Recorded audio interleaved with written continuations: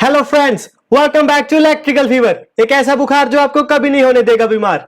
I hope you guys watch the last lecture and you guys like the lecture. Today we are gonna discuss a very basic topic. हम आज एक ऐसी चीज discuss करने जा रहे हैं जो आप लोग रोज अपने घरों में यूज करते हो over various appliances. Today we are gonna discuss about voltage stabilizers. In this topic, we are going to discuss what are voltage stabilizers, what are need of voltage stabilizers, what is the basic working principle of voltage stabilizer, how it performs the automatic boost up and buck down of the voltage, and at last we will discuss which rating of voltage stabilizer we need at homes. So after that we will discuss the important questions of the topic as usual. So let's start the topic. तो चलिए शुरू करते हैं voltage stabilisers के साथ. So first of all we will see what are voltage stabilizers. So as the name suggests, voltage stabilizer is a device that performs the function of maintaining constant voltage throughout the whole time at the load side. So voltage regulator voltage stabilizer हमारा क्या करता है कि ये voltage को, जो हमारी fluctuating voltage आती है या कोई अनकंट्रोल्ड वोल्टेज होती है हमारी, कई बार बहुत कम आती है कई बार बहुत ज्यादा आती है, उसको एक सर्टेन लेवल पे मेंटेन करने के लिए वोल्टेज स्टेबलाइजर्स का इस्तेमाल करा जाता है. सपोज हमारी जो जैसे कि सिंगल फेज सप्लाई में 230 volt is the standard voltage level. तो कई बार आपने देखा होगा कि आपके घरों में जो वोल्टेज लेवल है वो कई बार 230 से ज्यादा आ जाता है या फिर 230 से कम आता है. 230 से कम कई बार आप ज्यादा कम हो जाती है तो उसको हम डिम वोल्टेज कह देते हैं. डिम वोल्टेज हमारी हो सकती है 110 वोल्ट हो, 120 वोल्ट हो या 50-60 वोल्ट हो, वो हमारी डिम वोल्टेज होगी. बट कई बार हमारी वोल्टेज 170 वोल्ट से 180 वोल्ट होती है, वो भी हमारी लो वोल्टेज होती है, बट उस पे हमारे अप्लायंसेस काम कर सकते हैं अगर हम उसके ऊपर एक वोल्टेज स्टेबलाइजर सेटअप कर दें. तो वोल्टेज स्टेबलाइजर का काम ये है कि अगर कोई फ्लक्चुएटिंग वोल्टेज आ रही है तो उसको एक कांस्टेंट आउटपुट वोल्टेज पे मेंटेन करके रखना वोल्टेज स्टेबलाइजर का मेन फंक्शन है. तो it's an electrical appliances that feeds constant voltage to a load during over and under voltage conditions. तो इसका यही मेन फंक्शन है कि इसने जो लोड है उसको एक कांस्टेंट आउटपुट वोल्टेज फीड करनी है इन द केस जब हमारी वोल्टेज स्टैंडर्ड वोल्टेज लेवल से ज्यादा आ रही है या हमारी वोल्टेज स्टैंडर्ड वोल्टेज लेवल से कम आ रही है. तो जो हमारा ये डिवाइस है इसमें क्या होता है कि एक सेंसर लगा होता है जो हमारी वोल्टेज को डिटेक्ट करेगा पहले कि वो कितनी वोल्टेज आ रही है. Thereafter it will compare that voltage with the standard voltage that we have given into the system. Thereafter it will see if the voltage is more than the standard voltage or the voltage is less than the standard voltage. If the voltage coming is more than the standard voltage, the voltage stabilizer will cut the some voltage from that and feed the voltage at the feed the load with the standard voltage level. And in another case, if the voltage level is less than the standard voltage level, then the voltage stabilizer will boost up the voltage and increase it to the standard voltage level and then feed the load. तो ये हमारा basic function होता है कि ऐसे हमारा voltage stabiliser काम करता है. इसको हम ऑटोमेटिक वोल्टेज रेगुलेटर के नाम से भी जानते हैं. अब ऑटोमेटिक वोल्टेज रेगुलेटर का मतलब क्या हुआ? ऑटोमेटिक से ये मतलब हुआ हमारा कि ये हमारी जो वोल्टेज को अप या डाउन कर रहा है वो अपने आप कर रहा है विद कंपैरेटर, जिसके जो इसके अंदर सिस्टम लगा है.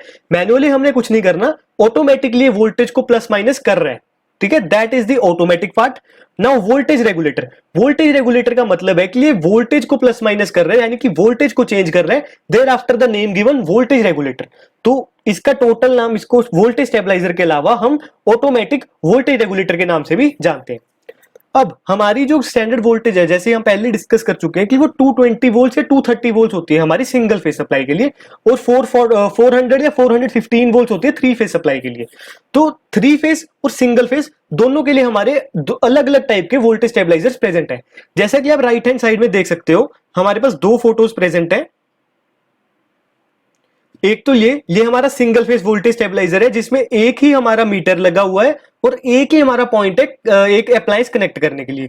ये वाला हमारा थ्री फेज वोल्टेज स्टेबलाइजर है जिसमें कि हम आप तीन स्क्रीन्स देख सकते हो. तीन स्क्रीन्स दे रखी है, एक रेड फेज की वोल्टेज के लिए, एक येलो फेज की वोल्टेज के लिए एंड एक ब्लू फेज की वोल्टेज के लिए. तो ये हमारा थ्री फेज वोल्टेज स्टेबलाइजर हो गया जो तीनों फेज की वोल्टेज को रीड करेगा और उसको मेंटेन करने की कोशिश करेगा. अब ये देख सकते हो कि आप ये वाला हमारा एनालॉग वोल्टेज स्टेबलाइजर है और ये हमारा डिजिटल वोल्टेज स्टेबलाइजर है। तो वोल्टेज स्टेबलाइजर्स हमारे दोनों एनालॉग टाइप के भी हो सकते हैं और डिजिटल टाइप के भी हो सकते हैं। ये आपने ज्यादातर देखा होगा कि हम जो रेफ्रिजरेटर्स पे वोल्टेज स्टेबलाइजर लगाते हैं वो एनालॉग नेचर के होते हैं, और जो हमारा एयर कंडीशनर पे वोल्टेज स्टेबलाइजर लगाते हैं वो डिजिटल नेचर के होते हैं। तो this is the basic fundamentals of voltage stabilizer कि ये होता क्या है और इसका मेन फंक्शन क्या है और कैसे काम करता है। Now we will see what is the need of voltage stabilizer. अब वोल्टेज स्टेबलाइजर की हमें आवश्यकता क्या है। तो सपोज आपने घर में रेफ्रिजरेटर लगा रखा है। Now that refrigerator is basically made up for working on 220 volt single phase supply. अब ये जो डिवाइसेस होते हैं इनमें स्टैंडर्ड वोल्टेज से प्लस माइनस 5 to 10% का टॉलरेंस लेवल रखा जाता है। टॉलरेंस लेवल मतलब कि अगर वोल्टेज उससे प्लस माइनस 5 या 10% ज्यादा है तो वो डिवाइस प्रॉपरली काम कर लेगा, उसमें कोई दिक्कत नहीं है। बट वी विल प्रेफर कि अगर आप उसके ऊपर वोल्टेज स्टेबलाइजर लगा के रखो कि वो कांस्टेंट हमारी स्टैंडर्ड वोल्टेज आउटपुट को ही दे, तो दैट इज मच बेटर। तो अगर हम देखते हैं कि अगर हम स्टेबलाइजर ना लगाएं और जो हमारी उसके ऊपर अंडर वोल्टेज या ओवर वोल्टेज आ रही है उसके कारण हमारे अप्लायंसेस को क्या नुकसान हो सकता है या क्या उनकी परफॉर्मेंस लेवल डिटोरेट हो सकती है या जो भी हमारी उसके अंदर मशीनरी प्रेजेंट है वो कैसे इफेक्ट होगी। तो उस ये चीज डिस्कस करने से पहले हम ये देखते हैं कि जो वोल्टेज फ्लक्चुएशंस है उनका रीजन क्या है।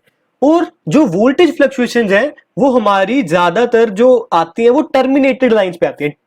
नाउ टर्मिनेटेड लाइंस क्या होती हैं। सपोज आपकी पोल से वोल्टेज सप्लाई आ रही है, उसके अंदर वेरियस टैपिंग्स ली होंगी। टैपिंग्स मतलब कि आप हमारी रेड येलो ब्लू और न्यूट्रल आ रही है तो उसमें से हमने काफी सारी टैपिंग्स मतलब काफी सारी तारें कनेक्ट करी होंगी तीनों मेन सप्लाईज वाली वायर से, और वो डिफरेंट डिफरेंट हाउसेज में वो वायर्स जा रही होंगी।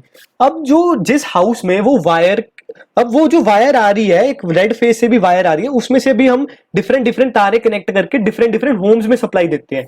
तो जिस होम को उस तार में से लास्ट एंड पॉइंट से कनेक्शन मिलता है उसको टर्मिनेटेड पॉइंट कहते हैं। एंड उस पॉइंट पे सबसे ज्यादा वोल्टेज फ्लक्चुएशंस होती है बिकॉज उससे पहले इतने सारे घर कनेक्ट हो चुके हैं जिनका लोड वेरिएट करता रहता है, और लोड वेरिएट होने के कारण हमारी वोल्टेज डिप कर जाती है या वोल्टेज इंक्रीज हो जाती है। सपोज एकदम से 10 घर सपोज करिए एक लाइन के साथ हमारे 10 घर कनेक्टेड है। आपका जो हम एग्जांपल टर्मिनेटेड लाइन का लेके चल रहे हैं तो वो 10th घर पे लेके चल रहे हैं कि उस घर में वोल्टेज फ्लक्चुएशन है। नाउ वी विल सी कि वो वोल्टेज फ्लक्चुएशन क्यों हो रही है। तो उससे पहले हमारे 9 घर प्रेजेंट है। उन 9 घरों में कोई बंदा या कोई भी जो रेजिडेंट्स रह रहे हैं उन घरों में वो कोई भी at certain point of time किसी भी पॉइंट ऑफ टाइम पे कोई भी लोड ऑन या ऑफ कर सकता है।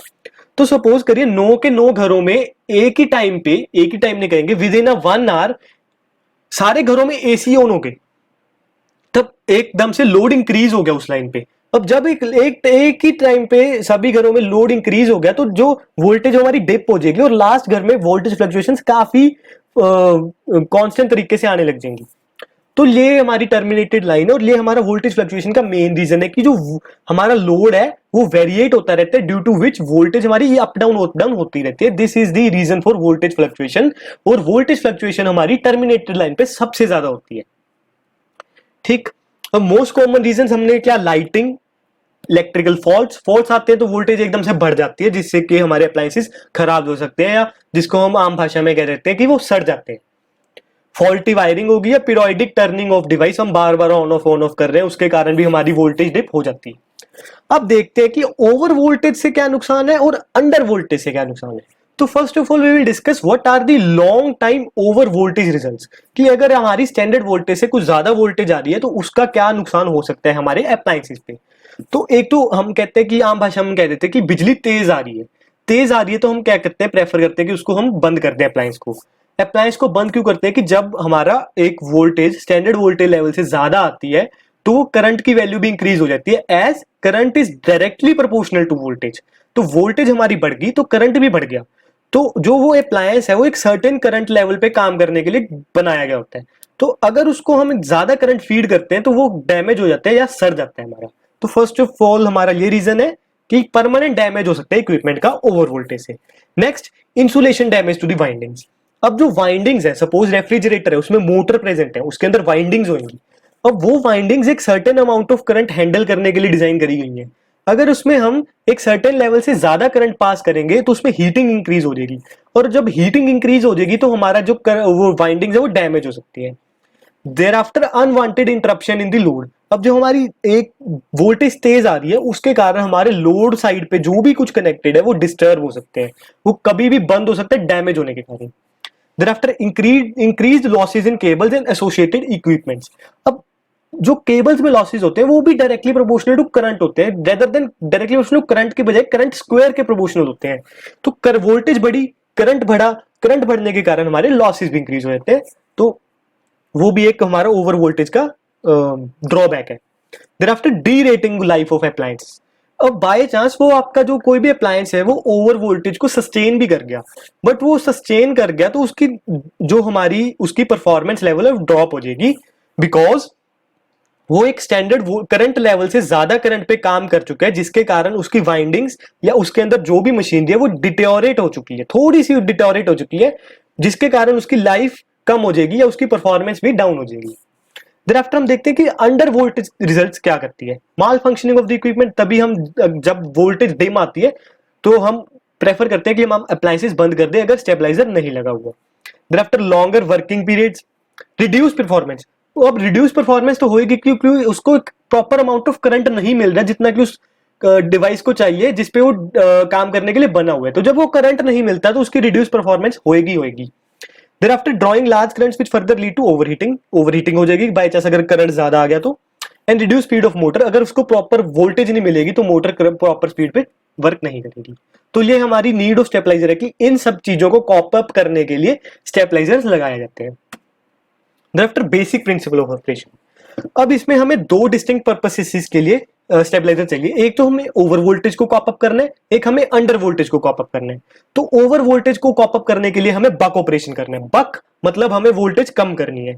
अंडर वोल्टेज को कॉप अप करने के लिए हमें बूस्ट ऑपरेशन करना है, बूस्ट बोले तो हमें वोल्टेज इंक्रीज करनी है। तो जैसा कि आप इस फोटो में देखें ये बूस्ट ऑपरेशन एक्सप्लेन करा गया है। तो ये अगर आप देखें तो एक ट्रांसफार्मर है जिसकी input side is 230 volts and output side is 12 volts.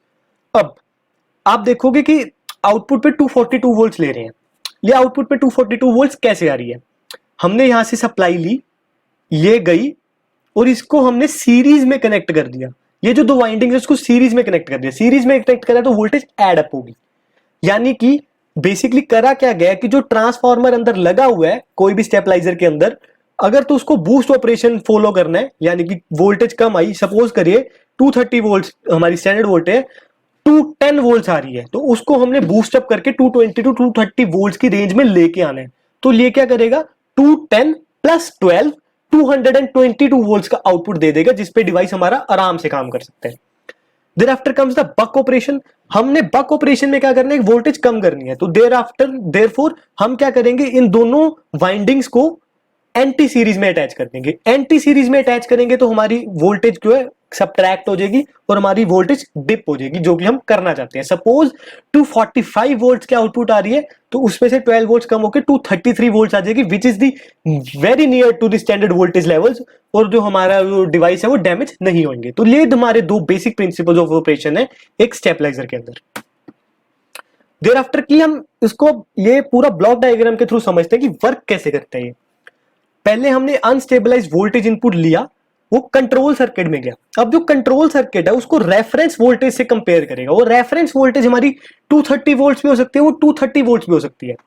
तो उस रेफरेंस वोल्टेज से कंपेयर करेगा, अगर कम है रेफरेंस वोल्टेज से तो उसको बढ़ाएगा, अगर रेफरेंस वोल्टेज से ज्यादा है तो उसको कम करेगा और हमें स्टेबलाइज्ड वोल्टेज आउटपुट प्रोवाइड करेगा। तो ये बेसिक ब्लॉक डायग्राम के थ्रू समझने की कोशिश। अब इसमें देखते हैं कि ये काम कैसे करता है, इसका इंटरनल स्ट्रक्चर क्या है। अगर आपने स्टेबलाइजर घरों में लगाया हुआ है, जो कि मोस्टली हर घर में लगा ही होता है, एयर कंडीशनर पे तो स्टेबलाइजर लगा ही होता है, तो उसमें आपने ऑब्जर्व करा होगा कि टिक टिक जैसे ही ऑन होता है टिक ऐसी आवाज आती है। तो वो जो साउंड है वो क्यों आती है उसमें, क्योंकि रिलेज लगे होते हैं। अब ये जो अप डाउन जो ऑपरेशन है, जब स्टेबलाइजर जब कट करता है तो वो सारे ऑपरेशन हमारे रिलेज के थ्रू होते हैं। तो जब रिले ऑन होता है तब भी आवाज आती है तड़क की, जब रिले ऑफ होता है तब भी आवाज आती है तड़क की। तो वो जो हम सारी साउंड आती है वो रिलेज के कारण आती है। तो ये हमारा जो स्टेबलाइजर बेसिकली डिजाइन करे जाते हैं वो रिले कॉइल्स को यूज करके करे जाते हैं। तो इसमें आप देखें कि incoming AC voltage I, step down transformer में गई, जैसा कि हमने ट्रांसफार्मर देखा था 230 टू 12 वोल्ट वाला, उसमें गई। एसी वोल्टेज को हमने रेक्टिफाई करके डीसी में कन्वर्ट करा, क्योंकि हमें रिले को डीसी सिग्नल देना है ताकि वो हमारा काम करे। और वो डीसी सिग्नल हमारा ऑपरेशनल एम्पलीफायर्स में जा रहे हैं। अब जो ऑपरेशनल एम्पलीफायर्स होते हैं वो कंपेयर करते हैं हमारी वोल्टेज को, एज ए कंपैरेटर मोड में यूज करेंगे ऑपरेशनल एम्पलीफायर्स को, कि वो जो हमारी इनकमिंग वोल्टेज है और जो हमारी रेफरेंस वोल्टेज है उनको कंपेयर करके हमें आउटपुट दें कि वोल्टेज ज्यादा है या वोल्टेज कम है। अगर ज्यादा हुई तो प्लस वाला आउटपुट आएगा, कम हुई तो माइनस वाला आउटपुट आएगा। वो हम देख के हम सारी रिले कॉइल्स के अंदर उसको इनपुट दे देते हैं, जिसके कारण हमारा एक सिग्नल जनरेट करता है कि रिले कॉइल्स को किस ऑर्डर में काम करना है, बढ़ाने वाला स्टेप करना है या कम करने वाला स्टेप करना है। तो इसलिए सारा सेट ऑफ रिलेज के थ्रू हमारी इंस्ट्रक्शंस जाती हैं और लोड टर्मिनल पे हमें सस्टेन्ड या स्टेबल आउटपुट मिल जाती है। तो ये बेसिक वर्किंग है स्टेबलाइजर की एक वोल्टेज हमारी ब्लॉक डायग्राम के थ्रू। अब देखते हैं कि ऑटोमेटिक बक बूस्ट ऑपरेशन एक ही तरह कैसे हो रहा है। तो हमें देखें कि ये वाला जो आप फिगर देख पा रहे हो, इसमें दो सेट ऑफ रिलेज लगे हुए हैं। NO means normally open, NC is normally closed. ठीक है, नॉर्मली क्लोज मतलब जिसपे रिले कॉइल हमारी नॉर्मली अटैच्ड होती है, और नॉर्मली ओपन जिसपे हमारी रिले कॉइल नॉर्मली ओपन होती है, वो कनेक्टिंग करी होती है, जिसपे हम बाद में कनेक्ट करते हैं। तो दैट इज, तो यहाँ पे देखिए कि आप 230 टू 12 वोल्ट का ट्रांसफार्मर लगा हुआ है और उसकी वाइंडिंग को हमें दो एंड्स में डिवाइड कर दिया है। अब एक तरफ हमने रखा +25 वोल्ट का टैप और एक तरफ रखा हमें -25 वोल्ट का टैप। सपोज कीजिए कि हमारी आपकी वोल्टेज आई 180 वोल्ट, 180 वोल्ट आई, कंपैरेटर मेजर करेगा कि हमारी हाँ वोल्टेज कम है, हमें बूस्ट ऑपरेशन फॉलो करना है। बूस्ट ऑपरेशन फॉलो करेंगे, +25 ऐड करेंगे, 205 वोल्टेज हमारी हो जाएगी, और वो जो हमारा रिले 1 है वो ऑपरेट करेगा और लोड के थ्रू कनेक्ट कर देगा उसको। अगर हमारी वोल्टेज ज्यादा आ रही है, सपोज 250 वोल्ट आ रही है, तो हमारा कंपैरेटर कंपेयर करेगा, हमें सिग्नल देगा, तो -25 वोल्ट वाली टैप एक्टिवेट होएगी, वोल्टेज 25 वोल्ट से कम हो जाएगी, 224 volt output I, 225 volt output आएगी। वो ये रिले टू काम करेगी और लोड के थ्रू आउटपुट दे देगी हमारी। तो ये हमारा ऑटोमेटिक बक बूस्ट ऑपरेशन होता है। बेसिकली जो हमारे स्टेबलाइजर्स आते हैं वो आते हैं +60 वोल्ट, जो +60 वोल्ट हैंडल कर सकते हैं, +80 volt and +100 volt. Normally air conditioners पे +100 वोल्ट प्रेफरेबल होते हैं, और रेफ्रिजरेटर्स पे +60 वोल्ट वाले वोल्टेज स्टेबलाइजर्स प्रेफरेबल होते हैं घरों में जो हम यूज करते हैं। ये होते हैं हमारा automatic buck and boost operation. Thereafter comes the voltage regulator, sorry यहाँ पे थोड़ी सी गलती हुई है, वो वोल्टेज रेगुलेटर है एंड द वोल्टेज स्टेबलाइजर। अब दोनों का काम तो एक ही होता है कि वोल्टेज को रेगुलेट करना है एक सर्टेन वोल्टेज लेवल पे, बट थोड़ा सा डिफरेंस है। अब जो वोल्टेज स्टेबलाइजर है उसका काम है कि जो वोल्टेज फ्लक्चुएशंस आ रही हैं उनको खत्म करके एक कांस्टेंट आउटपुट वोल्टेज देनी है without changing in incoming voltage. मतलब उसमें इनकमिंग में कुछ भी चेंज हो रहा है हमें कोई मतलब नहीं है, हमें एक कांस्टेंट आउटपुट वोल्टेज दे रहा है वोल्टेज स्टेबलाइजर। अब जो वोल्टेज रेगुलेटर होता है उसका भी काम होता है कि कांस्टेंट वोल्टेज डिलीवर करनी है उसके आउटपुट पे, बट लोड करंट में कोई चेंज नहीं होना चाहिए। स्टेबलाइजर में इनकमिंग वोल्टेज चेंज होती जा रही है, लोड करंट उसके कारण वेरी करेगा, हमें कोई मतलब नहीं है, हमें एक सस्टेन्ड आउटपुट वोल्टेज चाहिए। वोल्टेज रेगुलेटर में क्या होता है कि हमें एक आउटपुट वोल्टेज सस्टेन्ड लेवल पे चाहिए, बट उसमें लोड करंट हमारा चेंज नहीं होना चाहिए। ये हमारा बेसिक डिफरेंस है वोल्टेज रेगुलेटर और वोल्टेज स्टेबलाइजर में। ये हमारे voltage regulators left hand side of the screen देख सकते हैं, ये right hand side of the screen में वोल्टेज स्टेबलाइजर्स। नाउ अब हम देखते हैं कि हमें चूज कैसे करना है कि वोल्टेज स्टेबलाइजर हमें घर पे कौन सा चाहिए। जैसे कि मैंने बताया कि +-60 वोल्ट रेफ्रिजरेटर पे हमारा प्रेफरेबल होता है, +-100 वोल्ट एयर कंडीशनर पे हमारा प्रेफरेबल होता है। अब ये हमारा डिपेंड करता है कि हमारा अप्लायंस का नेचर कैसा है। नेचर से मेरा मतलब है कि उसकी वोल्टेज कैसी है, voltage rating, voltage ampere rating, VA rating और KVA रेटिंग या किलोवोल्ट रेटिंग, कि वो कितनी किलोवोल्ट रेटिंग पे काम कर रहा है हमारा। अब जो एयर कंडीशनर है उसकी रेटिंग हमारी रेफ्रिजरेटर से कम होती है और ज्यादा होती है। therefore we are using +-100 volt stabilizer there and +-60 volt stabilizers on refrigerators. तो ये हमारा एक बेसिक फंक्शन है, बेसिक पैरामीटर है कि उसकी हमें पावर रेटिंग कंपेयर करके हमें क्या कहते हैं, वोल्टेज स्टेबलाइजर की रेटिंग डिसाइड करनी होती है। Another factor is the future expansion of the load, कि अगर आप उस लाइन पे लोड को एक्सपेंड कर रहे हैं तो ज्यादा वोल्टेज, ज्यादा रेटिंग वाला वोल्टेज स्टेबलाइजर लेके आइए। अगर आप उस लाइन पे आप लोड इंक्रीज करने का नहीं प्लान कर रहे हैं तो कम रेटिंग वाला वोल्टेज स्टेबलाइजर इज इनफ। तो ये भी एक पॉइंट आप दिमाग में रख के चल सकते हैं कि अगर उस पॉइंट पे आपने लोड इंक्रीज करना है तो वोल्टेज डिप करेगी तो ज्यादा रेटिंग वाला आप स्टेबलाइजर वहां पे लगा लीजिए। और होम में लिए हमारी सर्टेन रेटिंग्स हैं जो सूटेबल होते हैं, और कमर्शियल में हमें ज्यादा रेटिंग्स वाले चाहिए होते हैं और 3 फेज वाले चाहिए होते हैं। तो these are the basic functions, need, working, internal diagrams, relay coils etcetera, voltage stabilizer के बारे में हमें जो भी जानकारी थी वो कवर कर ली है। Now some important questions. So what is a stabilizer? Stabilizer का बेसिक फंक्शन यही है कि उसको फ्लक्चुएटिंग वोल्टेज को एक कांस्टेंट आउटपुट वोल्टेज में कन्वर्ट करना है। नीड क्या है कि हमारे अप्लायंसेस डैमेज हो सकते हैं ओवर वोल्टेज या अंडर वोल्टेज के कारण, that's why we need voltage stabilizers. Working principle is अगर आउटपुट वोल्टेज ज्यादा आ रही है तो कंपैरेटर में हमारा पॉजिटिव साइन आया, हमें वोल्टेज डिप करनी है। वोल्टेज कम आ रही है, कंपैरेटर में नेगेटिव साइन आया, हमें वोल्टेज बूस्ट करनी है। तो ये हमारा वर्किंग प्रिंसिपल है वोल्टेज स्टेबलाइजर्स का। Voltage regulator versus voltage stabiliser, regulator में constant voltage without change in load current, voltage stabiliser voltage constant voltage without change in incoming voltage. And how to choose correct rating, ये हमने बता दिया कि आप future expansion देखें load का, आप पावर रेटिंग देखें लोड की, उसके अकॉर्डिंग आप वोल्टेज स्टेबलाइजर की पावर रेटिंग डिसाइड कर सकते हैं। Thank you and stay tuned with me. मैं आपका होस्ट और दोस्त हर्षल जिंदल ऐसे ही आपके साथ बना रहूंगा, ऐसे ही अमेजिंग लेक्चर लेके आता रहूंगा। आई hope you guys like this lecture. इस लेक्चर को जरूर देखें। ये 3 फेज के बाद हमारा वोल्टेज को स्टेबल करने के लिए काफी इंपॉर्टेंट लेक्चर था हमारा। और आप कोई भी लेक्चर, कोई भी टॉपिक पे हमारा लेक्चर चाहते हैं तो उसको हम कमेंट बॉक्स में आप मेंशन कर सकते हैं। I will appreciate that and I will try to make that the video on that topic and try to bring out all the concepts related to that topic। और like, share और subscribe करना ना भूले। और कोई भी आपको कमी हमारे लेक्चर्स में लग रही है या कोई भी आप सजेशन देना चाहते हैं हमारी इंप्रूवमेंट के लिए तो वो मोस्ट वेलकम है। कमेंट सेक्शन में जरूर जरूर जरूर बताएं। और ये आप लेक्चर ज्यादा से ज्यादा शेयर करें ताकि ज्यादा से ज्यादा लोगों के पास पहुंच सके और नॉलेज स्प्रेड की जाए। Thank you, stay tuned. I will come back on next Saturday. Thank you.